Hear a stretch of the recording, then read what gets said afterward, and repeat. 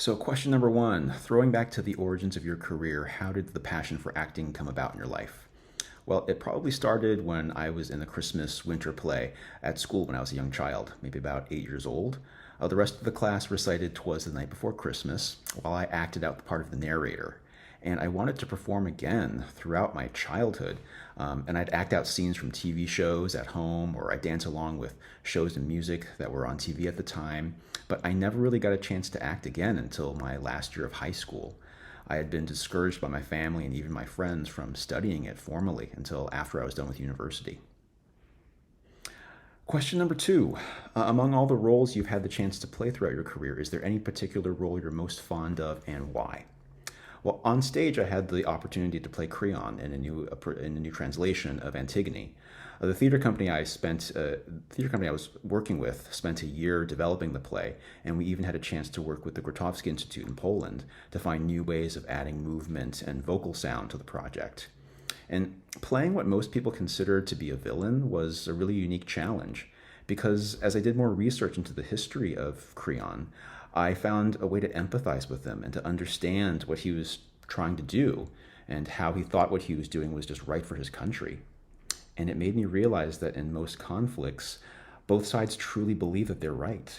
But if we could just try to understand the other side and compromise, so much could actually be gained. In fact, I actually remember chatting with the actress who was playing Antigone at the time and asking and saying, why couldn't he just try reasoning with her or make an exception? Or why couldn't she have just waited another day to try talking with him? And this actress just looked at me very sympathetically and she said, honey, if they did that, we wouldn't have a story to tell today. And it made me realize that that's the role of theater and tragedies in particular. It's to teach us sometimes what not to do in real life. Question number three. We are particularly fond of This Is Us, Good Trouble in the Morning show, and to possibly share something about my experiences on these projects. Well, I have to say, This Is Us was such a great experience, and it was an honor to be on the episode where Mandy Moore made her directing debut. That was the first time she'd ever directed. And she was also acting later that day, so she was made up to look really old. And since it was also during COVID and COVID protocols, she was also wearing a mask at the time because she was behind the camera. So when she walked up to me to introduce herself, I didn't recognize her at all. And I actually kind of jumped back a little bit because I was surprised. And when I worked on Good Trouble, the series lead, Sierra Ramirez, was the first person to welcome me to set. And she made me feel so incredibly welcomed and included. And to have a young woman of color as well as the series lead behave like that, to behave like such a great leader, it really gave me hope for the future and for the industry. She just walked up to me and she said, hi, have you been checked in yet? Do you know where your trailer is? Let me get someone over to help you. That was just amazing. It was a reminder that the way you behave towards others, no matter what their role is, it can really set the right tone for everyone on set.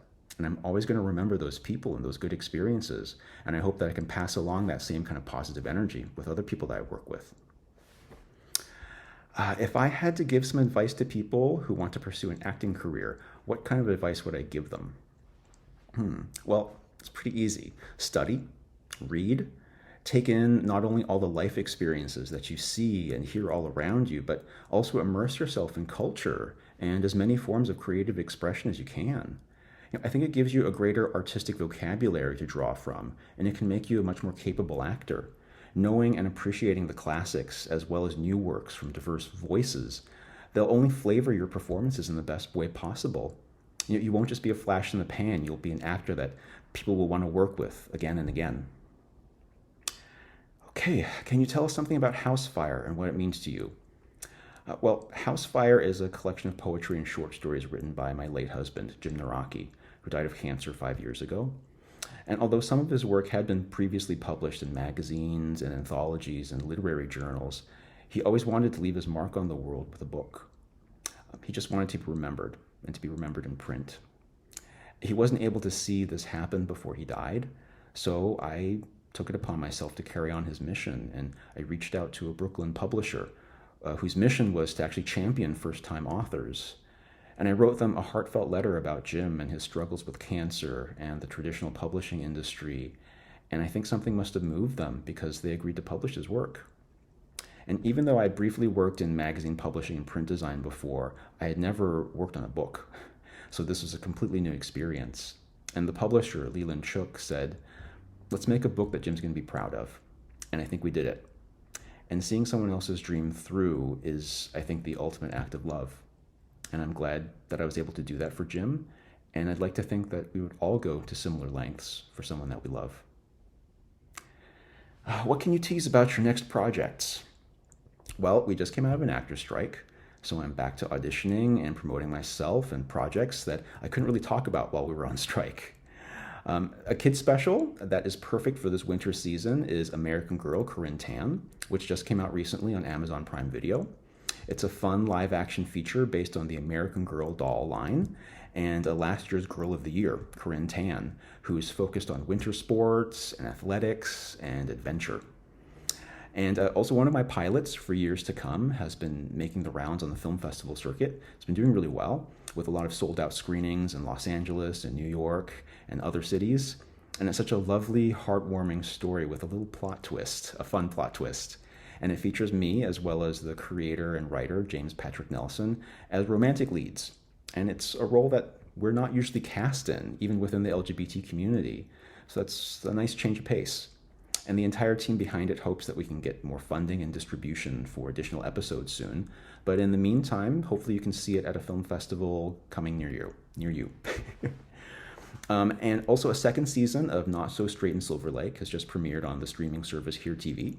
And it also features Daniel Francesi from Mean Girls and Looking, as well as amazing trans pioneer and actress Calpurnia Adams. Great working with them.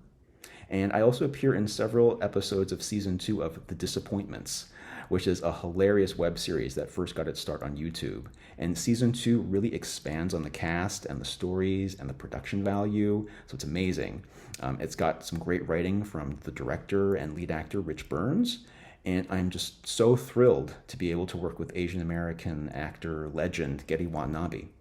And this new season is so over-the-top funny, and it just takes all the laughs to a new level. All right, thanks.